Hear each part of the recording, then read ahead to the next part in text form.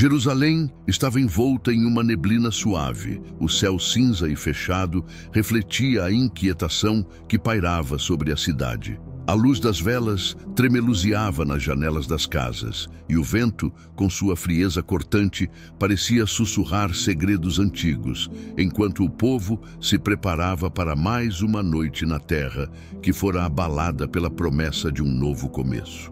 No coração da cidade, uma pequena comunidade cristã recém-formada estava crescendo a passos largos. A presença dos apóstolos, com suas palavras cheias de poder e milagres, transformava vidas, e a fé parecia florescer como uma planta selvagem e indomável. Mas como toda raiz, por mais profunda que seja, o crescimento não acontece sem tumultos. A fé verdadeira trazia também desafios, e as tentações da ganância e da desonestidade começaram a se infiltrar no coração de alguns. Entre os membros mais respeitados e admirados dessa crescente comunidade estavam Ananias e Safira, um casal que, à primeira vista, parecia exemplar.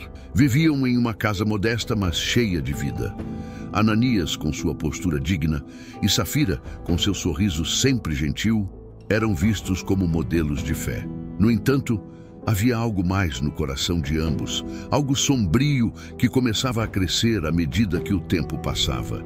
O desejo de ser vistos como generosos diante da comunidade era forte, mas, como em muitas outras histórias, a pureza de suas intenções logo seria corrompida pela ambição. O pedido dos apóstolos para que os fiéis vendessem suas posses para ajudar os necessitados estava se espalhando rapidamente. Muitos membros da comunidade, tocados pela necessidade de sustentar a missão e os pobres, estavam vendendo suas terras, seus bens e tudo o que possuíam para dar aos apóstolos.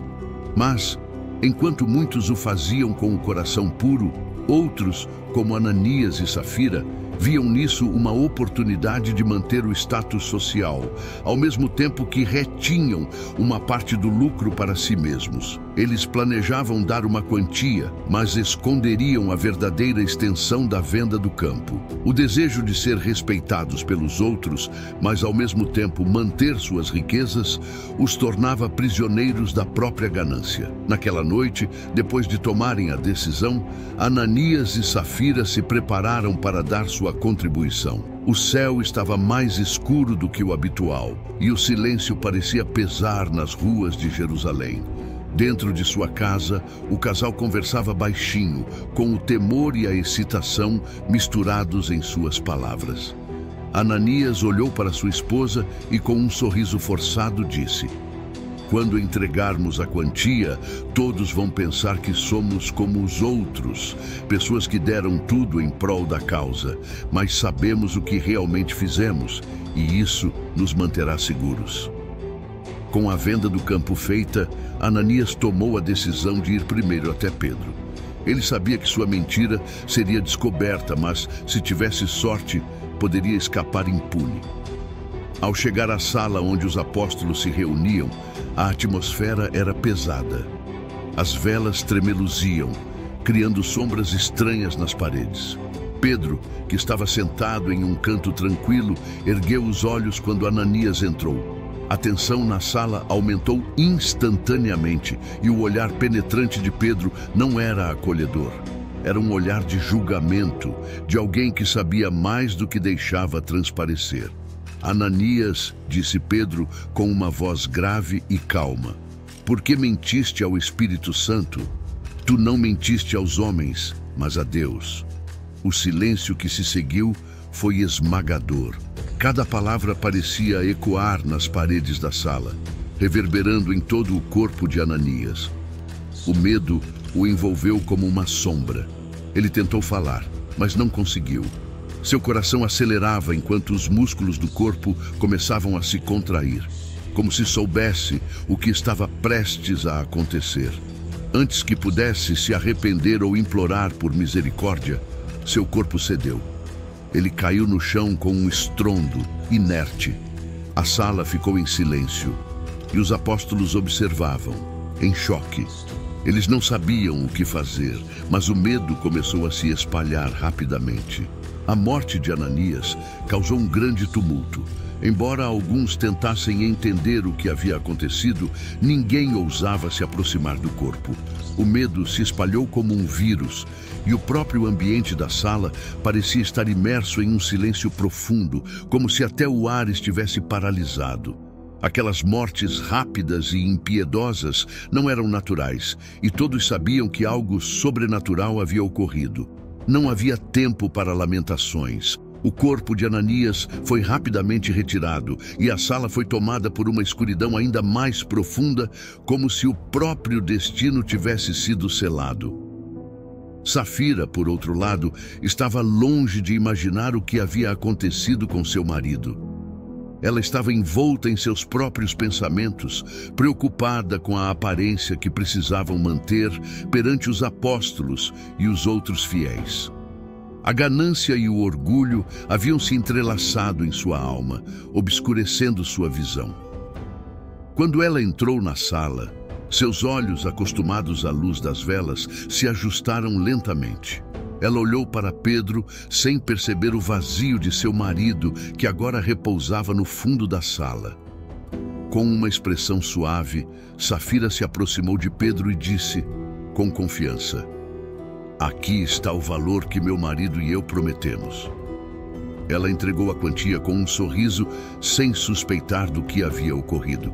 Mas Pedro, com os olhos fixos nela, falou novamente, sua voz cheia de autoridade e tristeza: "Diz-me, Safira, foi por esse preço que vendeste o campo?" Ela, ainda sem saber do destino de Ananias, respondeu afirmativamente. E assim, com um peso no coração, Pedro declarou: "Como é possível que concordastes em tentar o Espírito do Senhor? Eis que os pés dos que sepultaram teu marido estão à porta, e eles te levarão também." Aquelas palavras caíram sobre ela como uma lâmina afiada. O choque foi instantâneo. O horror tomou conta de seu corpo, mas não houve tempo para arrependimento. Seu corpo também caiu, inerte como o de seu marido, e a sala foi tomada por um silêncio aterrador. Os apóstolos ficaram atônitos, seus corações batendo forte, enquanto o medo se espalhava pela comunidade. Não se tratava apenas da morte de um casal, mas de uma lição sombria e divina. A sinceridade diante de Deus é absoluta. Não havia espaço para mentiras ou meias-verdades. A história da tragédia de Ananias e Safira se espalhou como fogo por toda Jerusalém. O medo se alastrou e todos, sem exceção, sabiam que havia algo de divino e terrível por trás dos eventos daquela noite. A comunidade cristã se viu obrigada a refletir profundamente sobre suas próprias ações e intenções. Muitos se arrependeram, enquanto outros temiam pelo que poderia acontecer caso caíssem na tentação da mentira ou do engano. A morte de Ananias e Safira não era apenas uma tragédia pessoal, mas um lembrete constante de que diante de Deus nada permanece oculto. Pedro, em sua solidão, refletia sobre o que acabara de testemunhar. Ele sabia que o juízo de Deus não era algo a ser temido, mas compreendido. O Senhor, com sua justiça implacável, exigia pureza e sinceridade. Não havia espaço para a falsidade entre aqueles que buscavam sua presença. A morte do casal não seria esquecida. Ela se tornaria um aviso eterno para todos que buscavam agradar a Deus. Nos dias que se seguiram, uma atmosfera de temor tomou conta de Jerusalém. As palavras de Pedro ecoavam nas mentes de todos. Como é possível enganar o Espírito do Senhor? E nas sombras da cidade, cada rua, cada esquina parecia carregar a lembrança do que aconteceu. O medo e a reverência se entrelaçaram. E, ao olhar para os céus, muitos sentiam que não podiam mais voltar à mesma inocência de antes. O destino de Ananias e Safira serviria como um eterno lembrete de que diante de Deus todo coração é exposto e não há falsidade que escape de sua visão.